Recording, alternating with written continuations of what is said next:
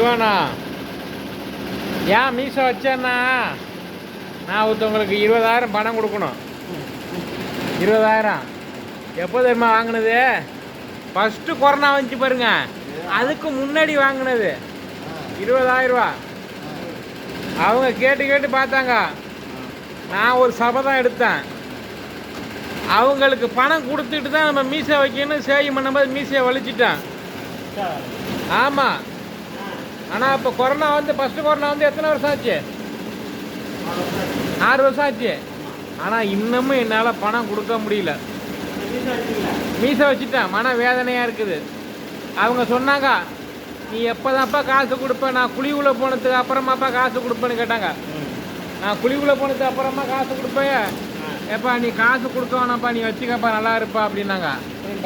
ஆமாம் அக்கா, அதனால மீசை வச்சுட்டேன். அக்கா நீங்கள் நல்லா இருங்க அக்கா அப்படின்னு மீசை வச்சுட்டேன் நான். ஆமாம், என்னால் கொடுக்க முடியலக்கா, ரொம்ப கஷ்டமாக இருக்கு.